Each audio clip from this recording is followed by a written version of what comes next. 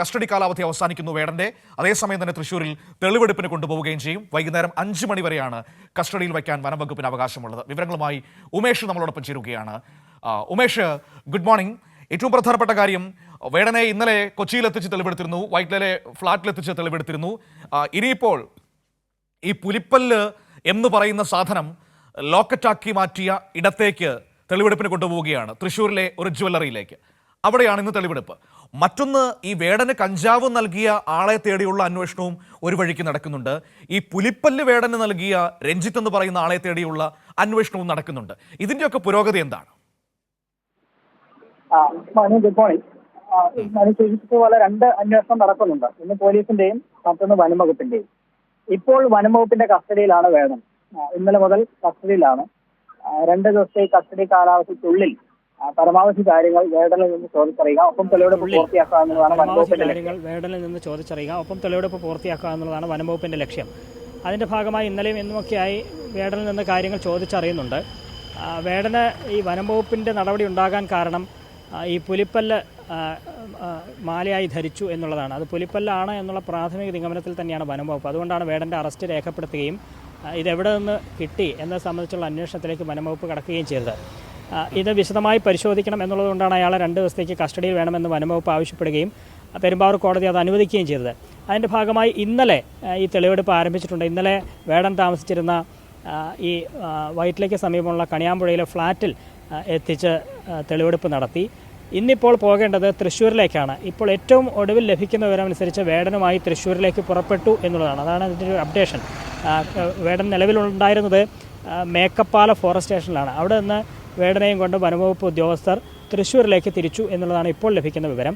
തൃശ്ശൂരിലെ ഒരു ജ്വല്ലറിയിലാണ് എത്തിക്കേണ്ടത്. അവിടെ വെച്ചാണ് ഈ പുലിപ്പല്ല് എന്ന് സംശയിക്കുന്ന ആ സാധനം മാലയാക്കി മാറ്റിയത്, മാലയിൽ ലോക്കറ്റാക്കി മാറ്റിയത്, അതിന് രൂപാന്തരമൊക്കെ വരുത്തി അത് ലോക്കറ്റാക്കി ധരിച്ചത്, അതിനുള്ള സംവിധാനം ഒരുക്കി കൊടുത്തത് തൃശ്ശൂരിലെ ജ്വല്ലറിയിലാണ് എന്നുള്ളതാണ് പറയുന്നത്. വിയ്യൂരിലുള്ള അവിടേക്കാണ് ഇപ്പോൾ അയാളെയും കൊണ്ട് പോകുന്നത്.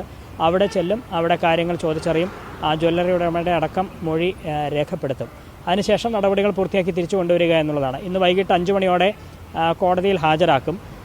നിലവിൽ ജാമ്യമില്ലാത്തതുകൊണ്ട് തന്നെ ഇന്ന് വൈകുന്നേരം കസ്റ്റഡിയിൽ ഹാജരാക്കിയാൽ റിമാൻഡ് ചെയ്യണമെന്നാണ് ആവശ്യപ്പെടുക. ഒരു ദിവസം എന്തായാലും വേടന് ജയിലിലേക്ക് പോകേണ്ടി വരുമെന്നാണ് മനസ്സിലാക്കുന്നത്. നാളെ അവധി ദിവസമാണ്. മറ്റന്നാൾ മെയ് 2-ാം തീയതിയാണ് വേടൻ്റെ ജാമ്യാപേക്ഷ കോടതി പരിഗണിക്കുന്നത്. ആ ഘട്ടത്തിൽ അയാൾക്ക് ജാമ്യം നൽകണോ വേണ്ടയോ എന്നുള്ളത് കോടതി തീരുമാനിക്കും. ഒപ്പം ഈ വേടന് ഈ പുലിപ്പല്ല് നൽകിയത് ഒരു ശ്രീലങ്കൻ പൗരത്വമുള്ള രഞ്ജിത്ത് എന്ന് പറയുന്നയാളാണ് എന്നുള്ള വിവരം വനംവകുപ്പിന് കിട്ടിയിട്ടുണ്ട്. ആരാണ് ഈ രഞ്ജിത്ത് എന്നത് സംബന്ധിച്ച് വിശദമായ അന്വേഷണത്തിലേക്ക് വനംവകുപ്പിന് കടക്കേണ്ടതുണ്ട്. വേടൻ പറയുന്നതനുസരിച്ച് തനിക്കിത് പുലിപ്പല്ലാണ് എന്ന് അറിയുക തന്നെ ഇല്ലായിരുന്നു എന്നുള്ളതാണ്. അങ്ങനെയാണെങ്കിൽ ഇത് ഉപയോഗിക്കില്ലായിരുന്നു. ഇത് ചെന്നൈയിൽ കഴിഞ്ഞ വർഷം ഒരു പരിപാടി നടക്കുന്ന സമയത്ത് അവിടെ വെച്ചാണ് ഈ രഞ്ജിത്ത് പറയുന്നയാൾ തനിക്ക് സമ്മാനമായി, ഒരു ആരാധകൻ എന്നുള്ള നിലയിൽ സമ്മാനമായി ഇത് നൽകിയത്. അതിൽ കൂടുതലൊന്നും തനിക്കറിയില്ല. അങ്ങനെ കിട്ടിയ സാഹചര്യത്തിൽ അതൊരു മാലയാക്കി ധരിക്കാൻ തീരുമാനിച്ചു. അത് തൃശ്ശൂരിലെത്തി ലോക്കറ്റ് രൂപത്തിലാക്കി ധരിക്കുകയും ചെയ്തു. ഇത് മാത്രമാണ് വേടന് അറിയാവുന്നത്. അത് മാധ്യമങ്ങളോടും വനംവകുപ്പിനോടും വേടൻ പറയുന്നത് അതുതന്നെയാണ്. പക്ഷേ ഇത് യഥാർത്ഥ പുലിപ്പല്ലാണ് എന്ന് സ്ഥിരീകരിച്ചാൽ കാര്യം ഗൗരവമുള്ളതാണ്. ഇതെവിടെ നിന്ന് കിട്ടി എന്നത് സംബന്ധിച്ച അന്വേഷണം വനംവകുപ്പിന് ഊർജിതമാക്കേണ്ടതുണ്ട്.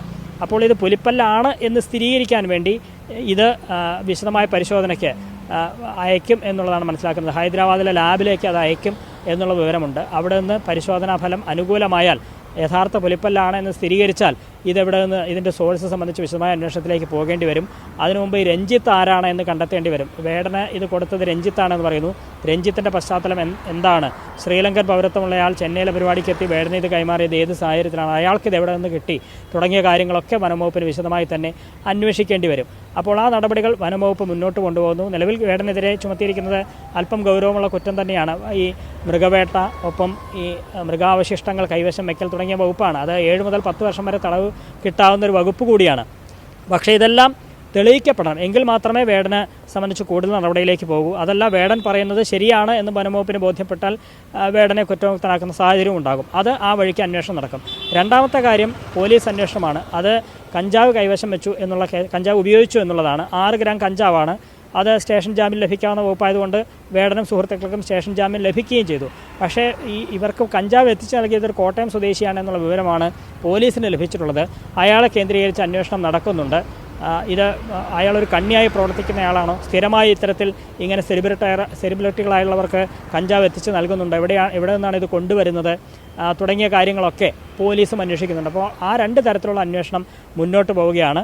വേടൻ നിലവിൽ വനംവകുപ്പിൻ്റെ കസ്റ്റഡിയിലാണ്. ഇപ്പോൾ തൃശ്ശൂരിലേക്ക് കൊണ്ടുപോകുന്നു. ഇന്ന് നടപടികൾ പൂർത്തിയാക്കി ഇന്ന് വൈകിട്ട് പെരുമ്പാവൂർ കോടതിയിൽ ഹാജരാക്കുകയും ചെയ്യും.